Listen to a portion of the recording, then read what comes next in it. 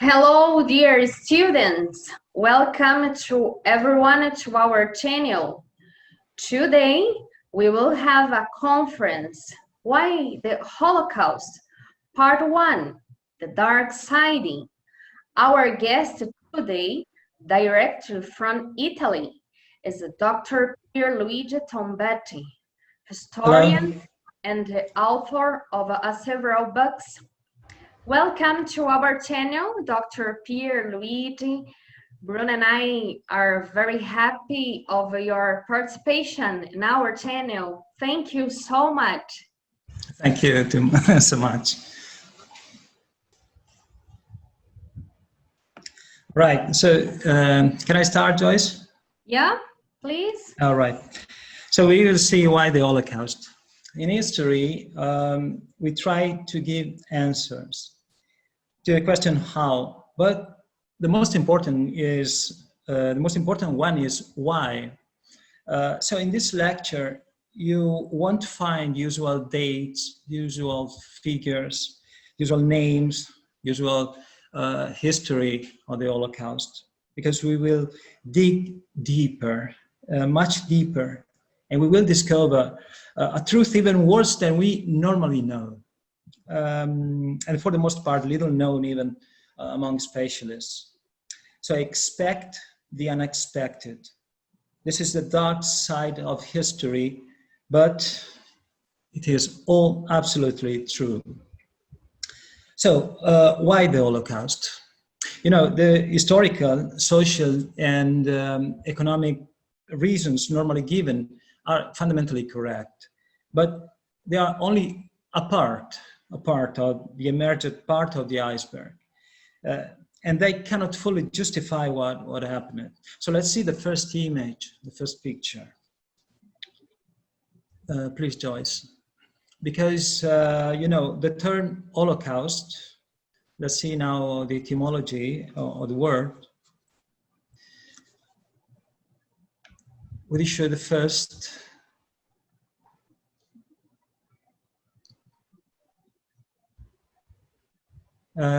Maybe see the first one, Joyce. I don't see the picture. This? Holocaust etymology. I don't see it.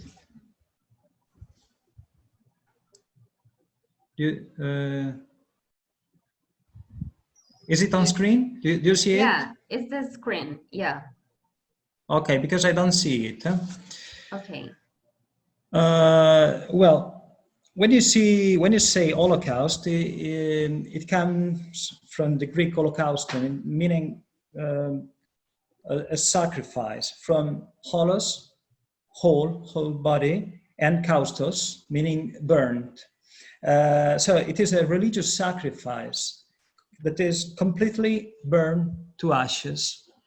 And now specialists prefer the term Shoah, simply meaning catastrophe or complete destruction, just to avoid the idea of a religious purpose.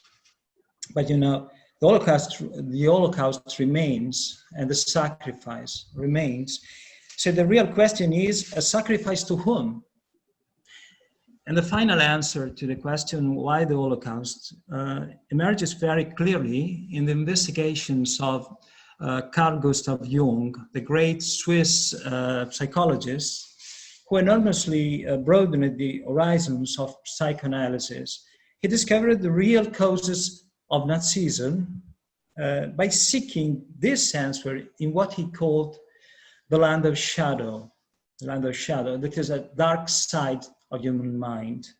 So Jung, before Hitler's advent in the 20s and 30s of the past century, studying the dreams of his patients.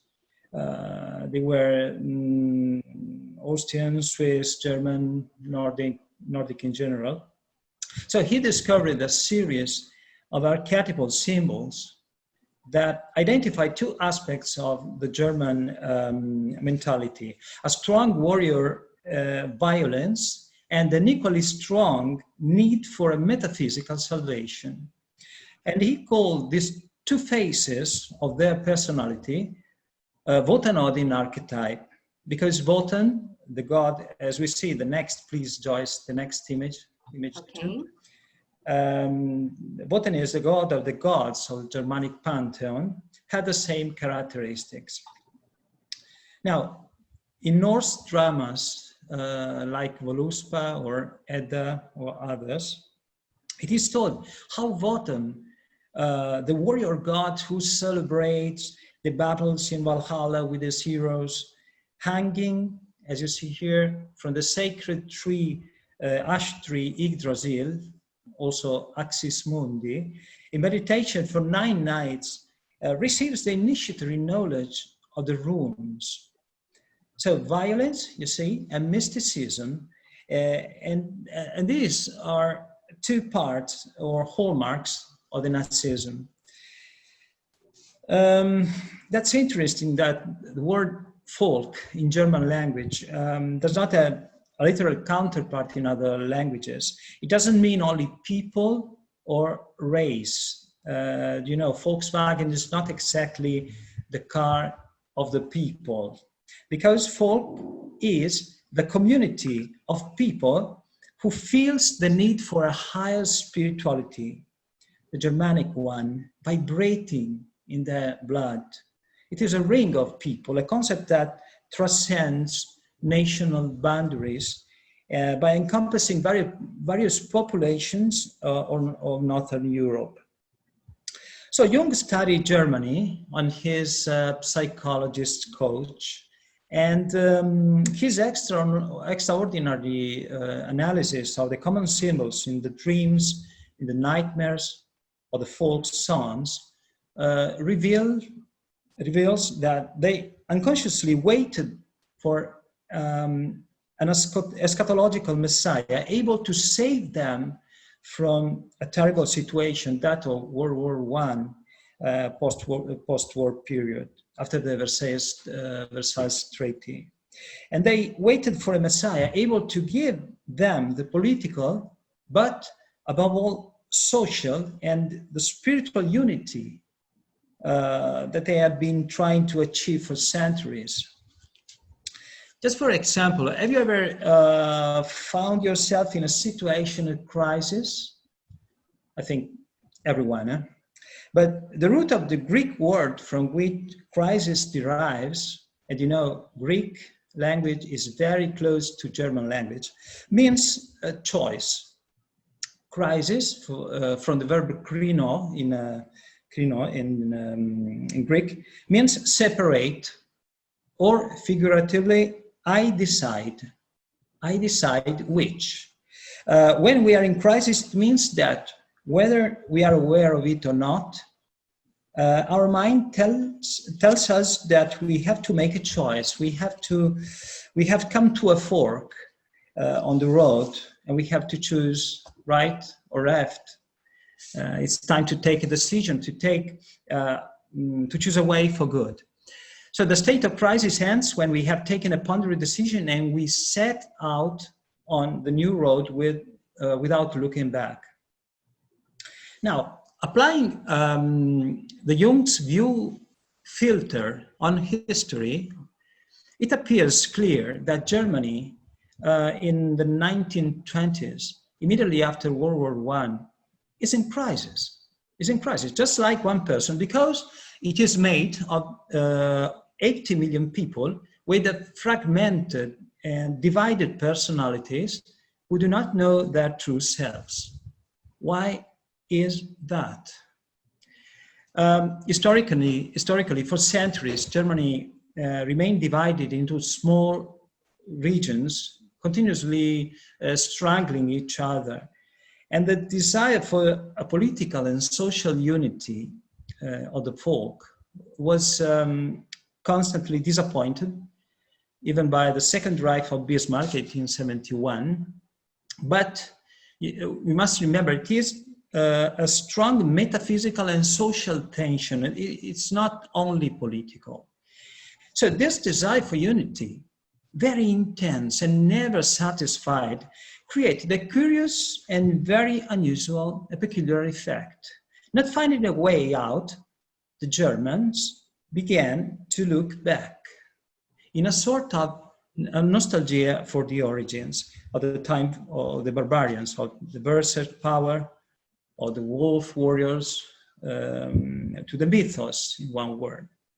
And this turning back, especially through the Richard Wagner dramas, is a phenomenon that scholars identify as regressus ad uterum, meaning return to the time when one felt safe in a mother's womb. For example, for instance, have you ever seen the movie Saving Private Ryan? In that movie, that's interesting, when the young soldiers, in the hell of bullets of the D-Day and the terror of battle, screamed out, "Mommy," that word, "mommy," this is regressus ad uterum, meaning the mind immediately turns back to that lost and secure and safe time. So Germans needed the security of their ancient mother, German cultural and religious background, lost in century of divisions. And the Third Reich gave it to them.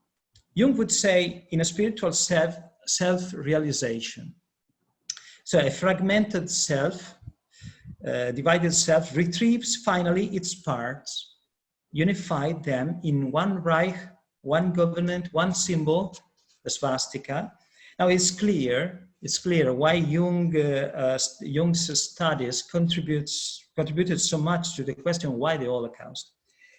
And with the Third Reich, the land of shadow, the dark side, comes out and enters directly into reality, the very pragmatic Hitler's regime.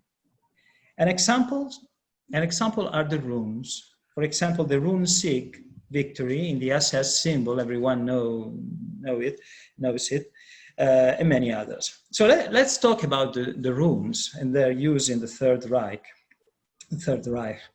So we talked before about the regressus ad uterum, and I think in the case of Germany means turning back to the mythos, that is the dark, mythological and dreamlike universe inherent in the mind of the sons of the Germanic folk.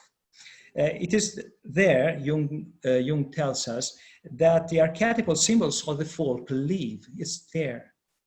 This is important because the runes exist, are born, and move into the mythos, inside the mythos. That is, as archetypal signs, the runes are part of the background, but also of the Germanic mind. They are inherent. They are used because they are part of the recovery of the ancient Germanic culture made by the Third Reich. So what are the runes? They are not born as a normal alphabet. They are not it exactly. But they are the magic alphabet of the Druids in use since the 1st and the 2nd century AD. And they were used mainly to foretell the future, engraved on sticks or pebbles that were thrown to the ground and interpreted.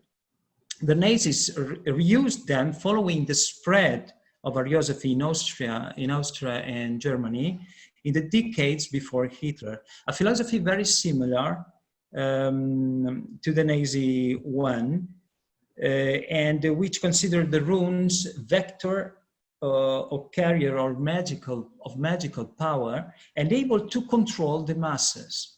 So the runes are highlighted in every aspect of public life. Please, let's see the picture 3, Joyce. Okay. And you see, this is not only a historical recovery, because we must remember that it is in mythos or on the Yggdrasil tree that Odin Wotan receives the magical wisdom on the runes, which he communicates to mankind. So the runes are therefore a symbolic apparatus that has a precise purpose to remind the Germans of their past, to connect them directly to it, but also, and above all, to throw reality into the hand of mythos, bringing, so in this way, the land of its shadow into the real world and permeating politics of occultism. Now, let's talk about the swastika. Swastika is not essentially a rune, it's not a rune. Someone sees that as two signs, sig or victory, crossed. The swastika symbol is very ancient, maybe the most ancient symbol of mankind, religious symbol, and it is in use all over the ancient and modern world, from east to west, from Japan to Native Americans, to Etruscans, also Romans, also the Germanic tribes that called it Thor's cross. And swastika comes from a Sanskrit word, suasti, meaning I wish you prosperity, I wish you luck. So let's see, please, the next picture, Coca-Cola use flag and swastika. We see something unusual because in the early years of the 20th century in England and the USA, it was commonly seen, the swastika was commonly seen on cigarettes, packs, greeting cards, even ending up on some Coca-Cola gadgets, as we see here, and even used by the Boy Scouts. It had nothing to link it to the concept of evil or to evil deeds. On the contrary, it was a wish for prosperity. Now, the next picture about the Schaeffer expedition, 1938-1939, please. In 1938, Himmler, the SS leader, sent an expedition of SS scientists to Tibet, led by the explorer and zoologist M. Schaeffer, to determine whether Tibet was the cradle or was the place of the Aryan race. And the taking of cranial measurements and making of facial casts of local people by Bruno Beger, who was the anthropologist of the expedition, little did to confirm it. But the swastika, as you know from this picture, was the common archetypal religious sign. This symbol opened every door. And members of the expedition, all of them, were welcomed with all honors as ambassadors of an Aryan people like the Tibetans. So let's see the swastika, image 5, please, swastika flag. You know, the swastika is a symbol, a solar symbol. As the sun gives life, it wishes life, but it is also a symbol of cyclical rebirth. And it has 4 arms, as you see here, in circular rotation, meaning 4 seasons, so rebirth after death, fertility, and so on. And the whole symbolic apparatus of the Third Reich is not born by chance at all, but is studied in depth with the declared aim of obtaining a vast and an immediate effect on the masses. And in Mein Kampf, Hitler writes that the swastika symbolizes the struggle for the affirmation of the Aryan nation, Aryan man.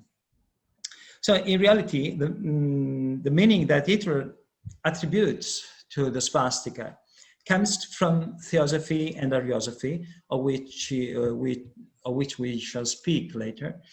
And the Third Reich assimilates these philosophies and chooses the oldest religious symbol in the world as a symbol of a National Socialist Party. Why? Because it perfectly sums up the true objective of Nazism, the realization of the Aryan self, that is, the return to the golden age of Aryans, through eugenic and spiritual purification. And René Guénon, the great scholar of spiritual movements, together with Jung, explained that the crux gammata, or Hakenkreuz, the swastika, like all the crux or crosses, is made with a central point, as you see in the picture, and the point is a mathematical symbol of perfection, and also in history of religion and in symbolism, it is the archetype of the divine, of God. And the four arms symbolize the path to reach God, path to God. In the case of Nazism, we reach the Sonnenmensch, the solar man, as the swastika is a clear sign. So the spiritually realized Aryan. And Jung sees sees in the swastika the reunification of a fragmented national self that finally finds its recomposition. And it is also, we can see it also a mandala. You know, mandala is a center of attraction leading to spiritual fulfillment. And because we can say also the swastika is also a dynamic sign. It rotates to the right for the Nazis, and its dynamism also represents a man with two arms and two legs, a head in motion. The goal is the return on the path to the true Germanic essence, the state of perfection of the Aryans, lost ab origine, since the beginning. So it also symbolizes Thule. Thule is the North Pole, the legendary home of the Aryans. And let's see next picture, picture 6. This is a lesson on swastika because the swastika is a perfect sign that is impressed literally in the crowds, even if they do not know exactly its meaning, which is explained only to the high-ranking officers of the SS, as we see in the picture, keepers of this secret knowledge. And why does the symbol rotate? Dextro-rotatory or right rotating, just to give an example, let's imagine a screw that screws into the wood. So it symbolizes the way to reach the point that is the status of Aryan divinity. But levorotatory or left rotating symbolizes drifting away from the point. So it is simply fall from the state of perfection, the estrangement from God, that for the Third Reich is caused by mixing what I defined superior and inferior races. Right, after this interesting excursus on the symbols, the question why the Holocaust requires we understand where did national socialism come from? Let's say something about that. Towards the end of the 20th century, the trend of the search for the true religion that would be hidden within the most ancient and widespread sacred text spread throughout the world, all over the world. It was talked about everywhere. The salons of the old and new world were thrilled when lectures were held on these topics, which flowed into a new Weltanschauung, meaning worldview, called theosophy, which greatly, it is a sort of new religion, new kind of religion that influenced Nazism. And many VIPs of the time, very important persons, became theosophists As next picture, please, Joyce, picture 7, Arthur Conan Doyle, who is a famous theosophist. And also Percy Harrison Fawcett, the next image, the visionary explorer who died seeking for the lost city of the Aryans in the Amazon basin and became the model for Spielberg's Indiana Jones. So theosophy was created by this woman, please picture 9.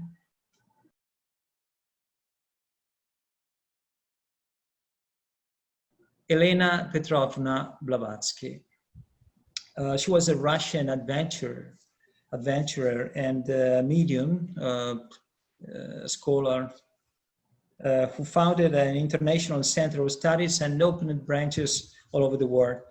And the theosophy, Blavatsky New Religion, had as fundamental point these ones. We see it in the next picture, picture 10, please.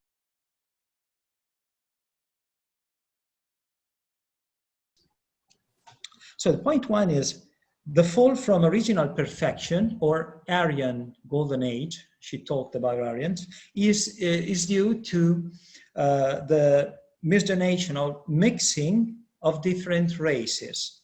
And this is important because it is a concept of original sin.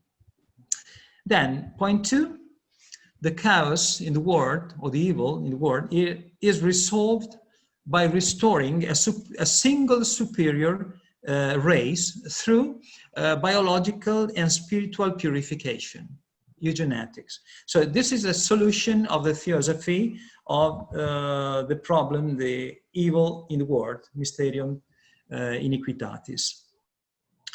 The third point, it is necessary to create a group of people with a deeper spiritual knowledge to take on the temporal and spiritual leadership of the new civilization. And these ones will have this is interesting and also terrible, this will have their correspondent in the 12 SS Gruppenführer, or Himmler's supreme leaders in the Wewelsburg Castle. They were initiated to occult knowledge as priests and spiritual leaders. And point 4, the ancient homeland of the Aryan civilization was to be located in Thule, or the North Pole. And the Nazi Party was born from a secret society, as we will see, called Thule Gesellschaft, or Thule Society. And also Himmler chose Wewelsburg Castle as the seat of the SS cult, precisely because it was like an arrow, this was the form, oriented towards the north, the hyperboreal Thule. And 5, the use of swastika in modern times begin just with theosophy, which makes it the object of a profound study and uses it with the same meaning of Hitler. So you see how many elements we will find in National Socialist doctrine. And we must say, theosophy spread enormously in Germany, which literally drank from its knowledge, precisely because the German nation, as we said before, was like a person in crisis, trying to find its way, but a person or a country who did not know which way was its way.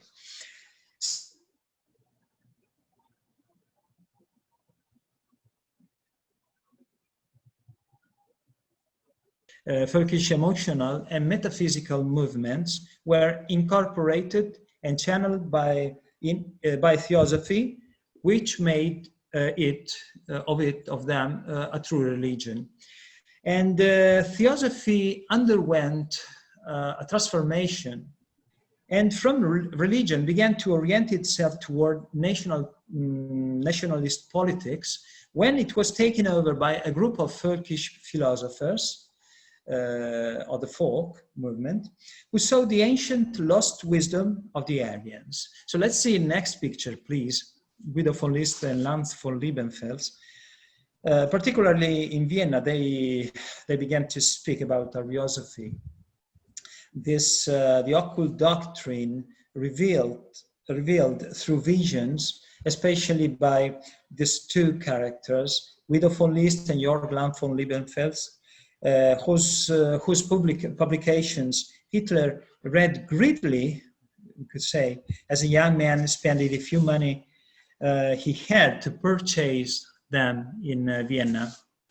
Both of them, List and Liebenfels, lived in Hitler's time and carried out a ponderous study on Gnostic religions, and especially on the runes, seen as dispensers of mystical wisdom and signs of power capable of controlling the will of the masses. And the swastika sign became fundamental as a symbol of returning to the divine Aryan origin, just like theosophy. And also, it's very important is the fact that the Ariosophers were pushing towards the creation of an occult spiritual order of initiatives to the Aryan wisdom, which were to lead Germany and Austria towards a new spiritual and political order. The purpose? Returning to the ancient Aryan golden age, just like theosophy. Let's see, please, the next image, Ostara magazine. The theories of the Ariosopher were widespread. Just think that Lanz von Liebenfels magazine, Ostara, sold 100,000 copies in Austria alone, with a capillary distribution. And Hitler, as we said before, when he was young and lived in Vienna, had an almost complete collection of Ostara, and he was fervent with his roommates about Ariosophy, which he defended wholeheartedly. And he spent all little money he had to buy this magazine. This is to tell you how much he assimilated the ideas of the Ariosophers. And in Mein Kampf, Hitler's book, he says that it was in that time in Vienna that his Weltanschauung, or worldview, was built. So let's see now, let's sum up which theories of the Ariosophers we will find in National Socialism. Let's see the next picture, please, 13, Ariosophic teachings. We see in point 1, the concept of evil identified with the so-called inferior races. This is terrible, I must say, terrible. But to restore the world to its original state of Aryan perfection, it is necessary to destroy the non-Aryan races. So it was planned slavery of the non-Aryan races and their Holocaust in honor of the pagan god Christ Frauja. It was, I think, an imaginary god. But so Lanz von Liebenfels planned to use for this purpose any scientific discovery.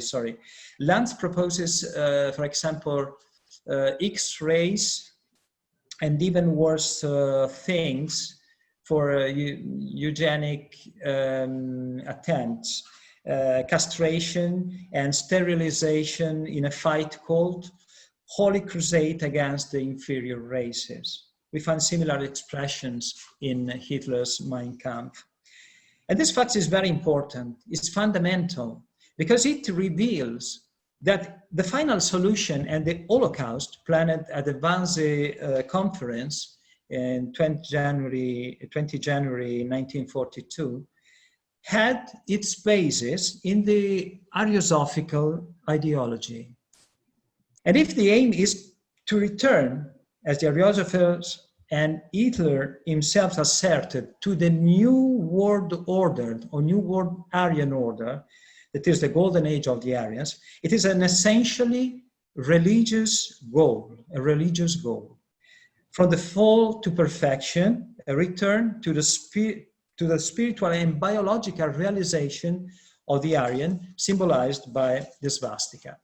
So when we talk about the Third Reich, we are talking about not exactly a form of politics, but we are talking of a hidden religious ideology that openly uses politics for a spiritual purpose, and that chose as its symbol the most ancient religious symbol of mankind. Then, in point 2, we see the Aryosophers planned to create monasteries where Aryan males would join with unmarried women of pure race to give birth to pure Aryan children. And the same will happen with Himmler's Lebensborn. Please, Joyce, let's see the 14 Lebensborn, where young unmarried German women will give a child to the Führer, thanks to selected young SS males. And that is simply eugenic selection. Now let's start. Let's return to the former image. So we see at point 3, there is a need for a creation of a nationalist movement that through political force will bring Germanic people back to their true Aryan spiritual essence. And this is an idea clearly expressed by Hitler in the Mein Kampf. Point 4, use of astrology and other techniques, including ecstatic vision. This was planned by the Aryosopher to rediscover the ancient traditions of the Aryan people. Now, the most of us know that Hitler and his closest collaborators literally depended on their mediums and astrologers. In addition, we can say that Himmler's spiritual director, a terrible word to be used this way, the old General Karl Maria Willigut, had the Wewelsburg Castle, the SS headquarters, rebuilt according to his visions, and thanks to them, elaborated the rituals to be performed inside the crypt. And 5, an elite of warrior monks and priests would lead the new Aryan order from a castle as seat of the order. This will be realized in practice by Himmler at the SS Wewelsburg Castle. Now, an important point, in 1912, the members of the Berlin Lodge of the Guido von List Ariosophical Society moved to the newly formed German Order. German Order was a secret society, later called Thule Society, from which the Nazi Party will be born. So let's see, please, let's go to the 15 picture 15, Origins of National Socialist Thought. This fact is very important. It's very important because it shows that there is a direct connection. The very ancient occult, Gnostic, alchemical currents and folkish movements joined and were collected by Theosophy and were used by Ariosophy and brought directly into the heart of the newborn Nazi Party. And this is the story. Yeah, we can join that philosophy, the importance of philosophy, of course. This was enormous, from Nietzsche to Hegel, the theories of the Superman and the absolute state, the crowds directly into the hands of the Third Reich. But this is known history. What is little known instead, or less known, is the enormous influence of Theosophy and Ariosophy. Now, the next step, let's talk about the birth of National Socialism from two-legged esoteric society to the Third Reich. This brings us to the years following World War One. The defeat plunged Germany into despair. Disastrous economic and social conditions formed the basis for an emotional and psychic rebellion that was strengthened by the Ariosophical theories, which seemed to be the only ones to unite the German people or German folk in this case, because they gave voice not to Germany, but to the German desire for a higher spirituality, mixing nationalistic violence with spiritual research. Do you remember the Wotan-Odin archetype? And supported the advent of a new king messiah, of which Carl Gustav Jung found the traces in the dreams of the Germans. So now the regressus ad uterum began to make the Germans turn back to the mythos. Ariosophical theories were widely discussed in the literally thousands of nationally, we could say, nationalist associations in Germany. And one of these was the Germanenorden. The Germanenorden, which was founded in 1912 and soon became the most powerful secret nationalist society. And in the Germanenorden, esoteric rituals and meditation from the Sufi mystics and Oriental masters combined with racist and nationalist intentions. So their target was to lead and awake the Germans to become Sonnenmensch. Swastika was their symbol. And they wanted to bring Germany to its golden Aryan age. Now, we have the logo of the Thule Gesellschaft. Please picture 16. The Germanenorden changed its name in 1918 in Thule Society. So remember, Thule, according Germanic traditions, was the home of the Aryan men gods. In 1919, inside the Thule Society, was founded its political wing, the DAP, Deutsche Arbeiterpartei, or German Workers' Party. And in September 1999, Hitler, at that time working as a spy of the police, decided to join the Thule Society and became its most prominent member, changing its name in National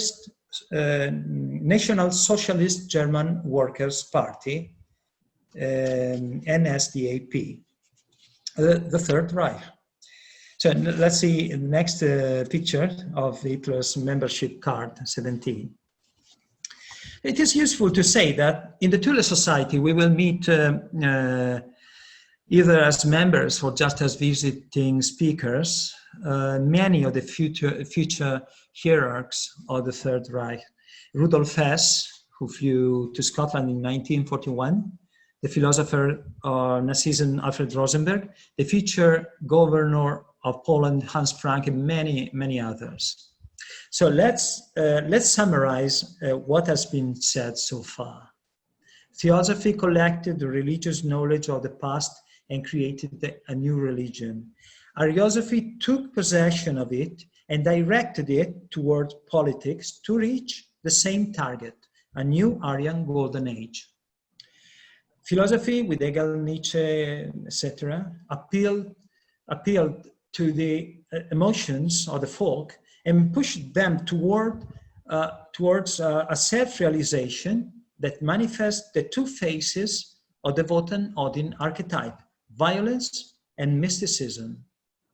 And Nazism put all together and put into practice these teachings through its political machine, including the Holocaust of the disabled ones as planned by the Ariosophers, and of races considered inferior to a pagan god. So we could say the Third Reich is the German mythos moved into the reality arena. Now, just to make things clear, we'll consider a question. Is National Socialism a religion? It is an appropriate question because, as we will see, there are many clues that lead us to a clear answer. Let's see this picture, 18, the Buckles Gott mit uns, picture 18. So why did the German combat units had the engraving Gott mit uns, or God is with us, on their uniform buckle? Yes, it was an old Austro-Hungarian tradition, but Nazism breaks with all previous traditions to reconnect directly with mythos. And the Third Reich sent its troops to fight in the name of God. This is strange. Normally, it is not known. In fact, Hitler, Rosenberg, Himmler, and most of the leaders of the Third Reich often claimed that the National Socialism assumed belief in God. We find it expressed several times in Mein Kampf. A National Socialist is a believer by definition. One cannot be a Nazi, Hitler said, without believing in God. But every religion has its rites, its cults. So we'll see now only some, there are many, of the many public and private cults, revealing a clear religious ideology. Because the Nazis, they wanted to replace the traditional religion of Christianity with a new one, by creating a calendar of party celebrations that gradually will replace the traditional religious holidays. So let's see in the next picture, the Blutfahne, the blood flag. This was the flag stained with the blood of the first fallen Nazis in the Putsch of 1923. This is interesting because the Nazis built a real cult of the dead, of the first fallen of the party. They did it with this rite, the Blutfahne, or the blood flag. Twice a year, on November 9, that's the day of the Putsch, and on the day of the party congress, the Blutfahne, the flag, was displayed and put into contact with the new banners of the army, and this to give them the same energetic power linked to the pure Aryan blood. Because, for the Nazis, pure Aryan blood is the very substance of divinity. In archive footage, we have, in many institutes, reels in which the contact with the flag, videos or films, explain this. And the contact with the flag lasted 2 or 3 seconds, in which Hitler seems to be in silent meditation or just something like a prayer. Now, let's see the picture 20, the commemoration of the Nazi martyrs. Here we see the commemoration of the dead of the Nazi Party in 1923.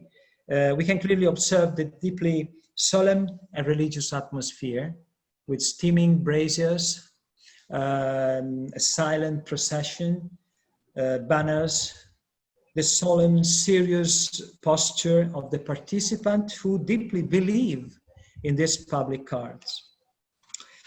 Next picture, please. In the Nuremberg rally, 1934, the Nazis often resorted to sacred public rites, especially in Munich or Nuremberg. The most important ceremonies were also broadcasted by radio with almost national coverage. The ceremony was surrounded by a very suggestive atmosphere obtained with the use of torches, of flags, sacred flames, and ended with an oath by all the presents, all presents. And the effect, according to the testimonies, was that of a great religious meetings. So another peculiar picture of the SS baptism, consecration of the name. Let's see this, 21. Another aspect of the Nazi secret cult was the so-called, this ceremony, consecration of the name. This is an SS interpretation of baptism. A newborn son of SS. Here you can see on the altar on which was placed a picture, a photography of Hitler.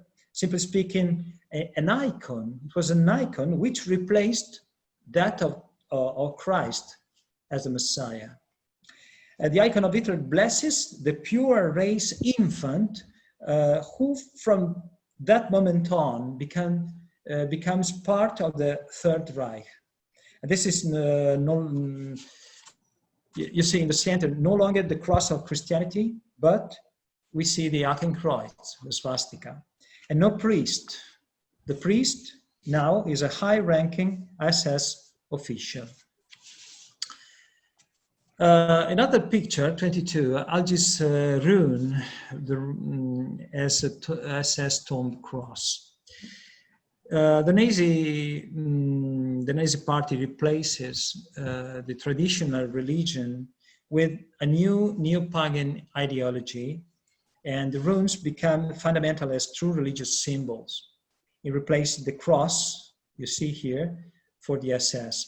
And the rune of death, the rune Algit, displayed as a pole and two segments joined to the pole and opened upwards, symbolizes a man with his arm outstretched to the heaven, because this rune is the request for protection from above. No cross, no more cross for the SS, but a rune. So let's see next picture, 23. Hitler icon venerated in homes as a saint or a messiah. In this picture, we see the icon of Hitler venerated, worshipped in German houses instead of that of Christ or of saint. Hitler is now become the savior of Germany, Messiah.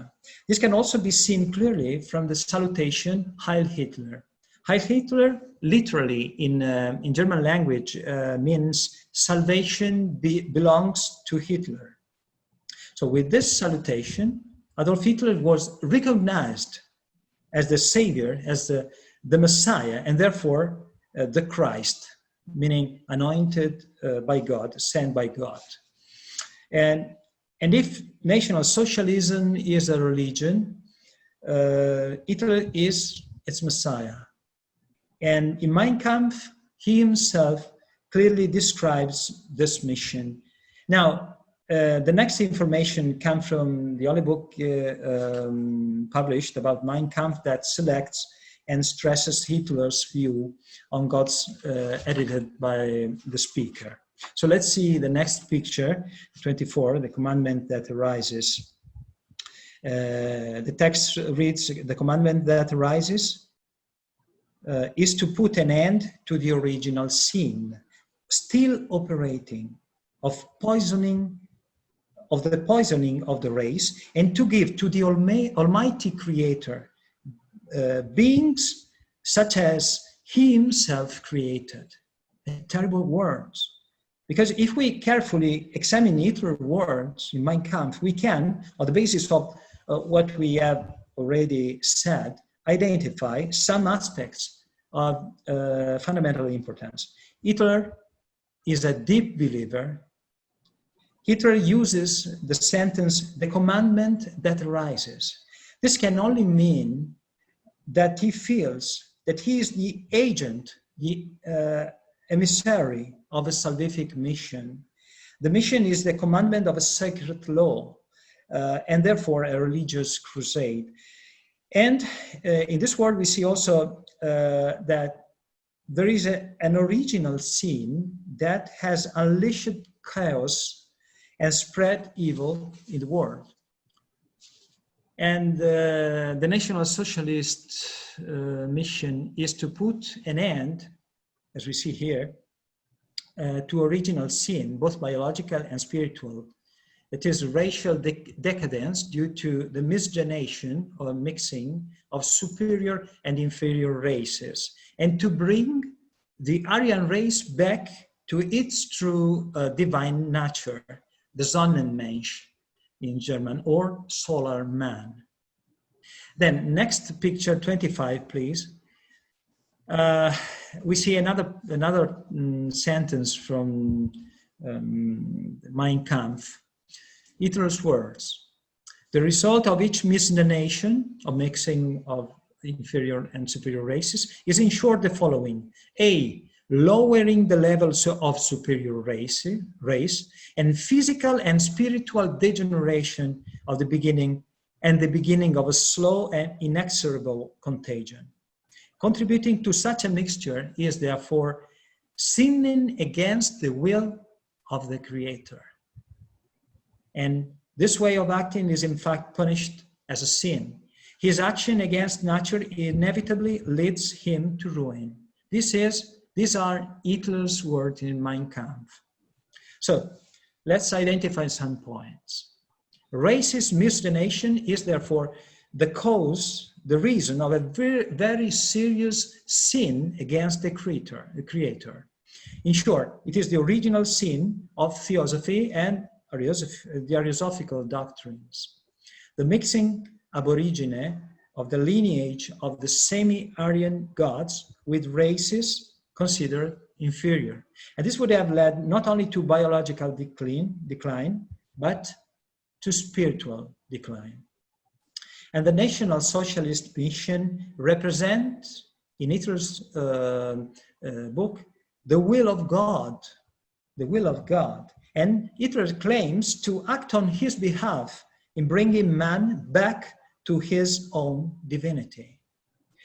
So in Mein Kampf, a real theology emerges with the conception of an Aryan paradise in a very ancient golden age, the Thule.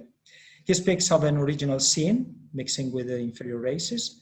A strong stance is therefore necessary to guide, to lead the Aryans to their true spiritual nature. And an Armageddon, that is World War II, is necessary because he wanted the complete elimination of the so-called inferior races through the Holocaust. And this is necessary to bring the world back to the millennial Reich of Aryan peace and prosperity. This is really,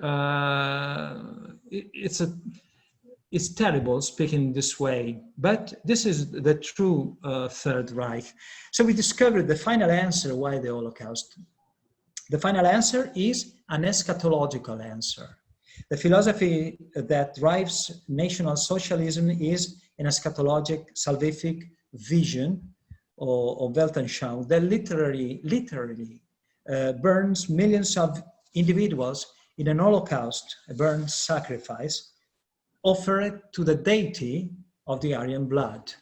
This is the true reality of the Third Reich. And the National Socialist Party, born from a secret society of occultists based on racist and evil philosophies, which uses the older religious sign in the world, a swastika, as a symbol, and restores the runes and ancient pagan cults, replacing the Christian ones. So everybody knows, each and everyone knows what happened,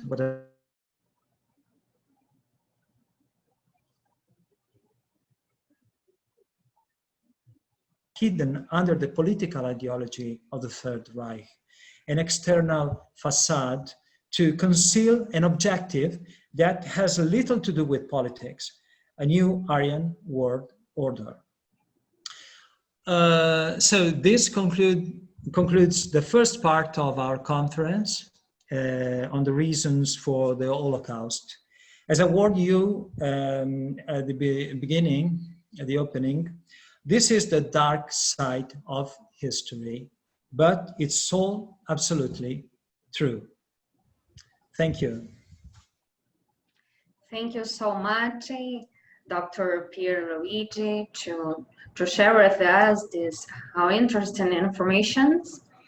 And we show now one of the books of you. If you can explain for the students, please. Yes, this is a thriller because I write historical essays, but also I'm an author of thriller, and this is very interesting, Synchronicity, Flight 9941, because it deals with the new discoveries of quantum physics. It deals with a London, there are events on the edge of reality in this London, New York night flight on plane. And unusual circumstances slowly begin to manifest themselves, very particular, discovered by the Swiss psychologist Jung, as we talked about him before, and the father of quantum physics, Wolfgang Pauli. They discovered synchronicity. The synchronicity is something, well, I don't want to explain too much, but this is a fascinating story, able to overturn normal points of view on what we are and what we see, from quantum entanglement to our consciousness, from synchronicity to the collective unconscious. This book is, with this book, I wanted to create the threshold of direct connection between the mind and the universe, following the teachings of Jung and Pauli. So it's very interesting. Maybe we could see the book trailer. Is it possible? Yeah.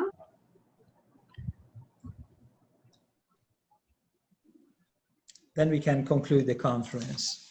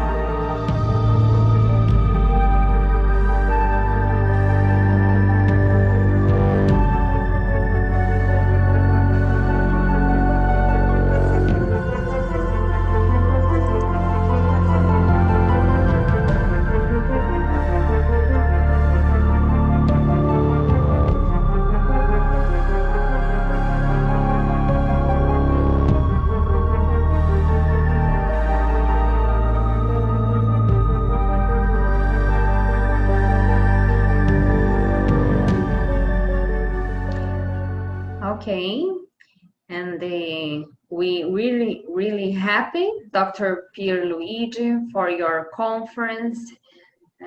We just learning many points of very interesting.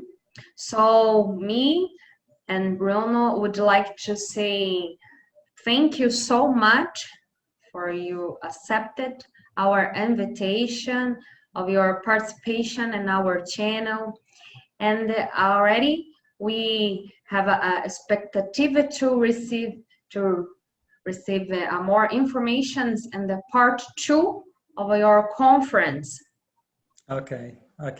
Thank you very much to you both, Bruno and Joyce, and to all the students and all interested ones who attended this conference or follow it on YouTube. Thank you very much. Thank you so much. See you soon. Bye bye. Arrivederci.